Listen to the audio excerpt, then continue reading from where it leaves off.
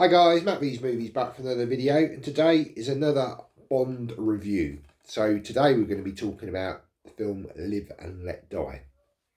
So this was the first film to star Roger Moore, taking over the role from Sean Connery in Diamonds Are Forever. And so yeah, we're going to go down onto the little table, and I'm going to give you a little bit of trivia, my sort of thoughts on this film, give you a bit of background to it. And we can have a quick look at this edition. So that's what we're going to be talking about today on the channel.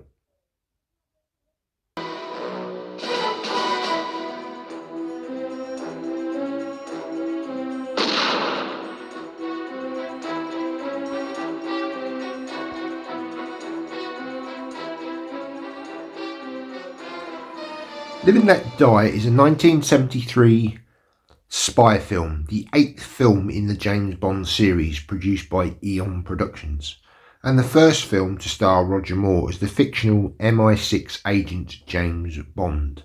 It was directed by Guy Hamilton and produced by Albert Broccoli and Harry Saltzman. The film is based on Ian Fleming's 1954 novel of the same name. The storyline involves a Harlem drug lord known as Mr. Big, who plans to distribute 2 tons of heroin for free to put rival drug barons out of business, and then become a monopoly supplier. Mr. Big is revealed to be the alter ego of Dr. Kananga, a corrupt Caribbean dictator who rules San Monique, a fictional island where opium poppies are secretly farmed. Bond is investigating the deaths of 3 British agents, leading him to Kananga, and he is soon trapped in a world of gangsters and voodoo as he fights to put stop to the drug baron's scheme. So now on to some trivia about the film. Sir Sean Connery turned down the then astronomical sum of $5.5 million to play James Bond for the 7th time. Connery gave Sir Roger Moore his personal seal of approval for inheriting his role, calling him an ideal Bond. Sir Roger Moore was 45 when he made his debut as 007, making him the oldest actor to portray the iconic character. The youngest was George Lazenby, who was 29 in On Her Majesty's Secret Service. The producers offered Clint Eastwood the role of James Bond, fresh from his success of Dirty Harry, which was in 1971. He was flattered but declined, saying Bond should be portrayed by an English actor. Ironically, at this point, James Bond had never been played by an English actor, Sir Sean Connery being Scottish and George Lazenby being Australian. The first Englishman to play Bond was Sir Roger Moore.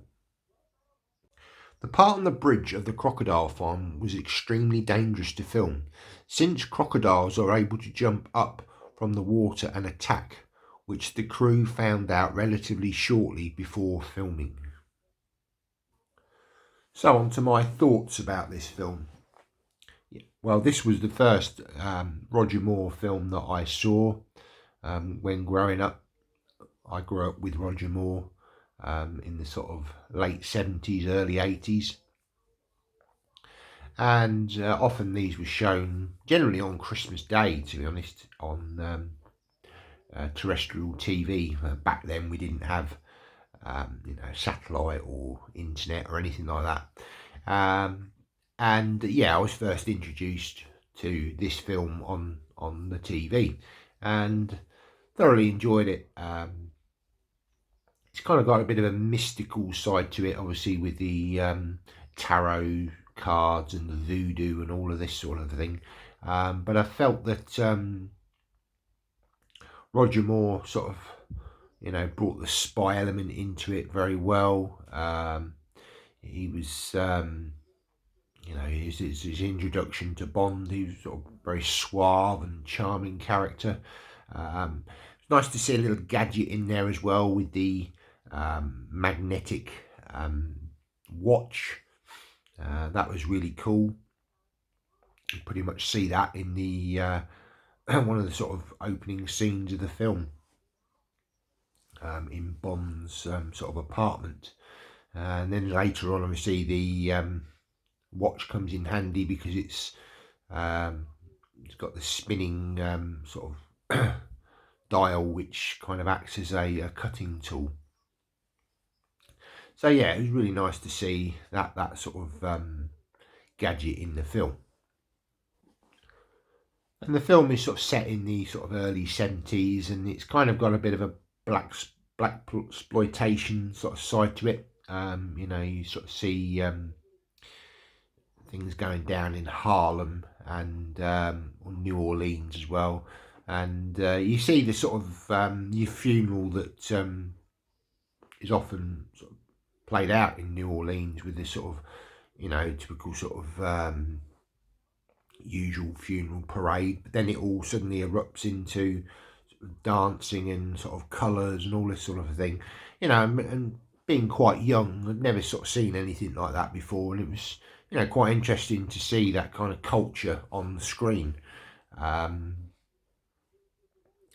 So yeah, the character of Jane Seymour, she was, you know, a very beautiful woman at the time, very young, just fresh sort of to films, and she played the character of Solitaire very well. You've also got the character of Kananga, or Mr. Big. Obviously, he's got makeup, prosthetics that are put on when he is Mr. Big, sort of in America, and then when he returns to San Monique, he becomes, you know, Kananga, obviously the drug lord. And you've got all the sort of voodoo and all that sort of stuff on the island. There's some great sort of chases, car chases in this, and boat chases. And you get to see Sheriff J.W. Pepper, that you did get to see him again in Man with the Golden Gun, and he provides sort of a comic relief. And again, it's sort of shown in this film. This was the first time you saw him. There's boat chases up and down the canals, and it adds, you know, sort of more of a comical side to Bond that we saw maybe in the Sean Connery films. We also get a fantastic theme tune, which was produced by Paul McCartney and Wings at the time, and to date this is still one of my favourite Bond themes of all of the James Bond. I think for many it's, you know, an absolute classic theme tune. It really sort of encapsulates the sort of feeling of the film at the start. You know, you get the typical credits with the sort of women dancing and you know, all the sort of visuals that you get typically with a Bond film. Very much sort of you know, coming into sort of the 70s vibe with this, and yeah, thoroughly great way to start the film. So my overall thoughts on Live and Let Die. Today it's still one of my favourite Roger Moore films, that being this one, The Man with the Golden Gun, The Spy Who Loved Me, and Moonraker. I would say sort of are my favourites out of the Roger Moore films. Sometimes, depending on the kind of mood I'm feeling in, either number one I would say is Live and Let Die, but I do like Moonraker. I know a lot of people, you know, see that as a bit silly at the end, but for me it's just a wonderful globe-trotting, you know, adventure. And I'll do a review of Moonraker at some point, because that's another favourite of mine that I go back to time and time again. And being, you know, sort of young lad at the time, yeah, it was absolutely fantastic. It was bringing Bond and space together. It was done at the time of sort of Close Encounters and Star Wars. So yeah, we'll talk a bit more about that in a future video. So I hope you sort of enjoyed that brief description of the film, the trivia and my thoughts on it. Just before we go, I'll just quickly show you the edition that I have. Now this is a magnet, a custom magnet that I bought off of eBay. At the time the guy was producing these magnets, and I asked for this image to be created and placed on the magnet. Now what I've done is, this is just a standard Amaray, So I've actually sort of popped some magnets on there so it fits onto the black case. I will show you the inside artwork, which isn't particularly great. I don't really think they've sort of done particularly great artwork on the Amaray sleeves or even the steelbooks, to be honest. I do think there's an opportunity, certainly for if and when they produce the 4K sets for the Bond films, that they could go with the original artwork, because you know there's some wonderful posters done for the Bond films throughout the years. Not so much in more the Daniel Craig ones. They seem to go with more sort of just single images. But back in the sort of 60s and 70s, you know, you got this fantastic artwork encapsulating many scenes from the film. You know, you've got all the tarot cards at the back there. You've got the crocodile scene. Again, that was a fantastic scene within the crocodile park. You know, absolutely fantastic. And then you've got the boat scene with the Sheriff J.W. Pepper. Yeah, it's just a great image, sort of compilation, you know, to sort of, you know, represent the film, I guess. And then on the back, I'll just show you, you've got a brief summary of the film. At the time, these did come with a digital code. Obviously, this is the Blu-ray disc. There are special features on here. So you've got ordinary audio commentary for Roger Moore, Sir Roger Moore. Declassified vault, which you get on these releases.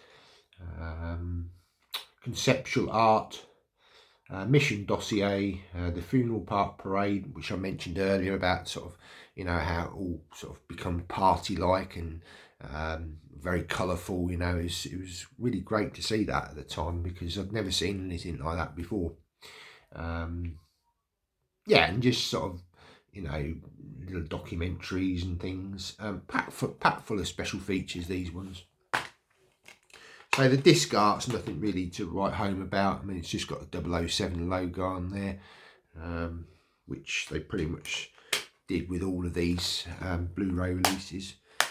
But yeah, just a quick look at this edition. Like I say, just having that on there just makes it that little bit more special for me. So I managed to get a few of these done for the Roger Moore films, and one for Timothy Dalton as well. So The Living Daylights, so I'll probably do that one at some point as well. So hope you enjoyed this review of Live and Let Die. I say one of my favourite Bond films, so I'd be interested to hear your thoughts down in the comments. Do you like this film? You know, where do you rank it in sort of the Bond ranking? You know, is it one of your favourite Roger Moore films, or, you know, do you not like it? Yeah, I'd be interested to hear your thoughts down in those comments. Please give the video a thumbs up. That really does help me out. It tells YouTube you like these sorts of videos, and that encourages me to create more content for you guys to enjoy in the future. And I'm sure I'll do some more of these Bond reviews for you to enjoy. And if you're new here for the first time, why not consider subscribing to the channel? Hit the subscribe button down below. Come and join the channel. I've got a wealth of playlists.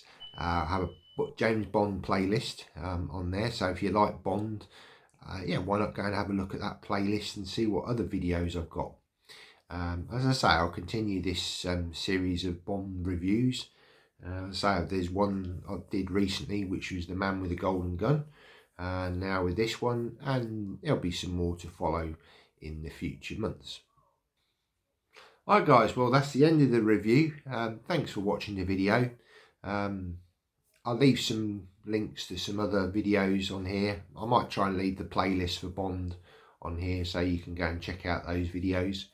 And yeah, please come back next time for another Bond review. Take care now.